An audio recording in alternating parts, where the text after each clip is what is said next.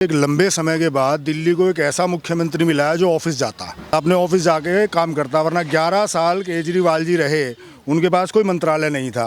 वो सिर्फ रात को जाके मूवी देखते थे और उसका रिव्यू डालते थे, या फिर बाहर के राज्यों में जो दूसरे जगह चुनाव होता था वहाँ घूमते रहते थे।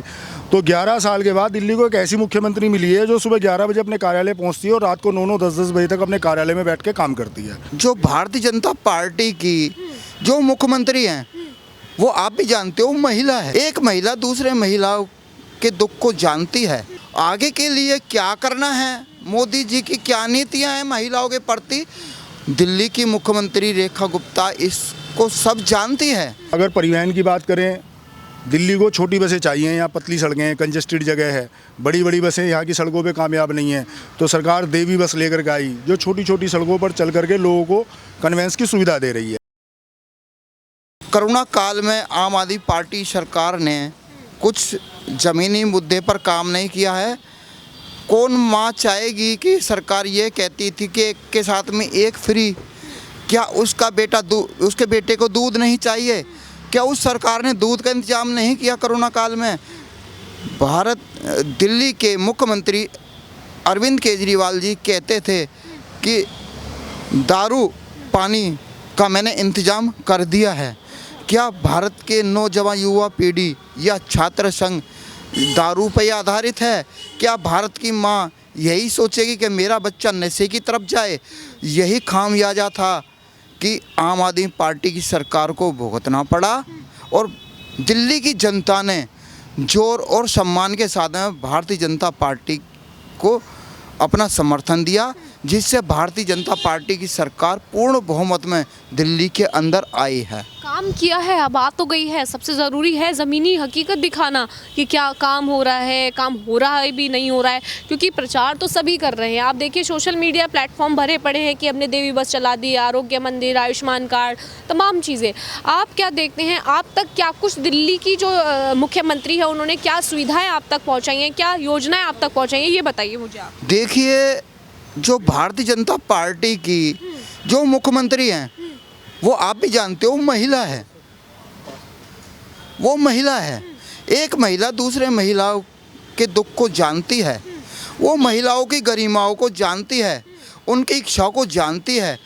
आगे के लिए क्या करना है, मोदी जी की क्या नीतियां हैं महिलाओं के प्रति, दिल्ली की मुख्यमंत्री रेखा गुप्ता इसको सब जानती है कि इनको क्या चाहिए क्या नहीं चाहिए।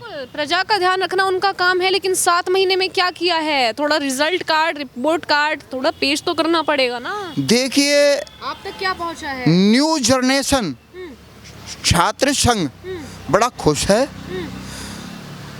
दिल्ली सरकार भारतीय जनता पार्टी में जो आई है उसने छात्रों के लिए बड़ी बड़ी योजनाएं लागू की हैं, स्कॉलरशिप लागू की है। जो बच्चा आगे के लिए पढ़ना चाहता है उसके लिए वजीफ़ा तय किया है, मगर उसके आधार पर तय किया है कि ये कितना कामयाब होना चाहता है, क्या डिप्लोमा करना चाहता है, क्या ये डॉक्टरी की डिग्री लेना चाहता है, क्या लॉ की डिग्री लेना चाहता है। मैडम सुनिए, कांग्रेस आम आदमी पार्टी की सरकार जब दिल्ली के अंदर आई, मुसलमानों के साथ में अल्पसंख्यक समाज के साथ में बड़ा धोखा हुआ है। उनके साथ में राजनीति खेली जाती थी। क्या उनके 4 बच्चे हैं, क्या वहीं तक सीमित थे कि भाई हम ये देंगे और वो देंगे हैं, और रोटी कपड़ा मकान पे लपेट दिया जाता था। देखिए, भारत के प्रधानमंत्री नरेंद्र भाई मोदी जी ने ऐसी योजनाएं लेकर आए। रेखा गुप्ता जी सब समझती हैं इस बात को कि पहला अल्पसंख्यक समाज और दलित समाज के अंदर क्या बच्चे पढ़ लिख कर IAS IPS का ओहदा प्राप्त करते थे? नहीं, वो मजदूरी कहते थे, मजदूर का बच्चा मजदूर रहेगा, किसान का बच्चा किसान रहेगा, इसका जीवन खेतों तक है, इसका जीवन हमारे चरणों सीमा तक है, हमसे ऊपर नहीं उठना चाहिए। नरेंद्र भाई मोदी जी ने ये परिवारवाद की राजनीति को तोड़कर हाथ में दे दिया है। अब छात्र भी समझते हैं कि अल्पसंख्यक समाज, मुस्लिम समाज के बच्चे IAS IPS की तैयारी करते हैं। सर, ये बताइए दिल्ली में किस तरीके से काम हो रहा है? लगातार देख रहे हैं बीजेपी की सरकार है, प्रचार तो सभी करते हैं, लेकिन काम दिखाना जनता के हाथ में होता है। क्या कुछ पहुंच रहा है आप सभी तक? देखिए, सबसे पहले तो मैं बताऊंगा आपको कि एक लंबे समय के बाद दिल्ली को एक ऐसा मुख्यमंत्री मिला है जो ऑफिस जाता, अपने ऑफिस जाके काम करता। वरना 11 साल केजरीवाल जी रहे, उनके पास कोई मंत्रालय नहीं था। वो सिर्फ रात को जाके मूवी देखते थे और उसका रिव्यू डालते थे, या फिर बाहर के राज्यों में जो दूसरे जगह चुनाव होता था वहाँ घूमते रहते थे।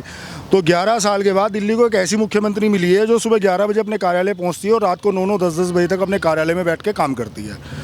उसके बाद बात आती है आउटकम की। 7 महीने का आउटकम क्या है? सबसे पहले तो जो पिछले गड्ढे हैं उन्हें भरना है, उसके बाद हम आगे बढ़ पाएंगे। यमुना की सफाई के लिए 11 एसटीपी प्लांट बनाने थे अरविंद केजरीवाल सरकार को, एक भी प्लांट नहीं बनाया 11 साल में, और वो जो पहले चल रहे थे वो भी बंद हो गए। अब रेखा गुप्ता जी ने 34 नए प्लांट शुरू किए हैं यमुना की सफाई के लिए। बिल्कुल उन पे काम शुरू हो चुका है, और कल ही एक और प्लान पास हुआ है जिसमें जो नजफगढ़ नाला है उसके दोनों तरफ ग्रीन एरिया को और डेवलप किया जाएगा, साइबी नदी के पास। उसके बाद आपने अभी देखा छठ पूजा हुई। एक लंबे समय के बाद दिल्ली में रहने वाले पूर्वांचली भाइयों ने इतने भव्य स्तर पे छठ पूजा का आनंद लिया। आप अगर परिवहन की बात करें, दिल्ली को छोटी बसें चाहिए, यहाँ पतली सड़कें हैं, कंजेस्टेड जगह है, बड़ी बड़ी बसें यहाँ की सड़कों पे कामयाब नहीं हैं। तो सरकार देवी बस लेकर के आई जो छोटी छोटी सड़कों पर चल करके लोगों को कन्वेंस की सुविधा दे रही है। महिलाओं को रोजगार से जोड़ने के लिए और उनकी भागीदारी बढ़ाने के लिए उनको नाइट शिफ्ट में भी काम करने की अनुमति दिलवाई गई।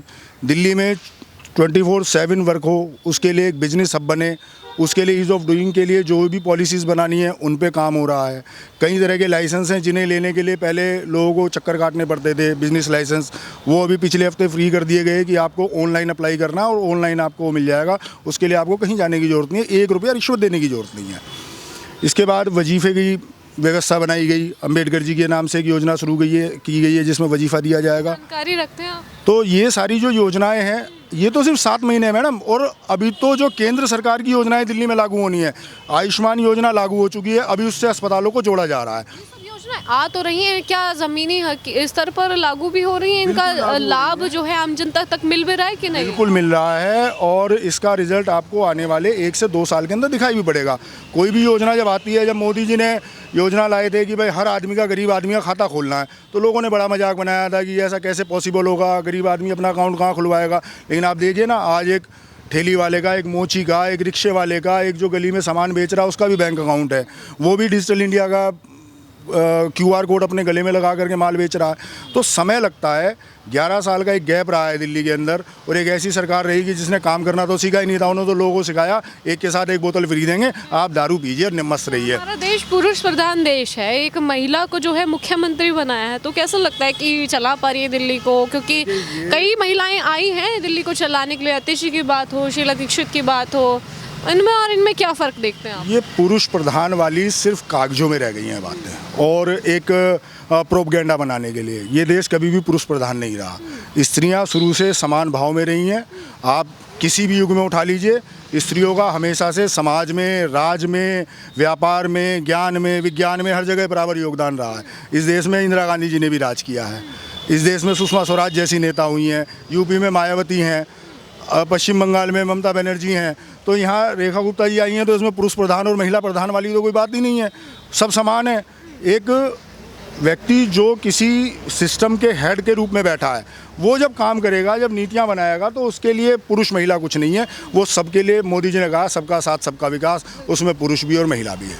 ये तो कुछ लोगों को परेशानी होती है कि भाई एक महिला कैसे बैठ गई, तो वो उनकी पुरानी संकुचित मानसिकता, उसका क्या कर सकते हैं। अच्छा, मैं देख रही थी कि आप कह रहे हैं कि उनकी संकुचित मानसिकता है। एक फोटो बड़ी वायरल हो रही थी जिसमें रेखा गुप्ता अपने पति के साथ बैठी हुई थी, एक मीटिंग होगी, तो आम आदमी पार्टी ने दिखाया कि रेखा गुप्ता देखिए अपनी सरकार चलाने के लिए अपने पति का सहयोग ले रही हैं, तो उस पर क्या कहेंगे? किसी भी सरकारी मीटिंग में रेखा गुप्ता जी के पति शामिल नहीं हुए हैं, किसी भी सरकारी मीटिंग में। लेकिन अगर आप पब्लिक में कहीं जा रहे हैं तो वहाँ तो पति पत्नी साथ में होंगे ना। अब आप उसे कहें कि जी अपने पति के साथ क्यों घूम रहे हैं। मान लीजिए मैं हूँ, मैं अपनी पत्नी के साथ कहीं शादी में जाना होगा, किसी फंक्शन में जाना होगा, बाज़ार में जाना होगा, तो मैं अपनी वाइफ के साथ ही जाऊँगा ना जी।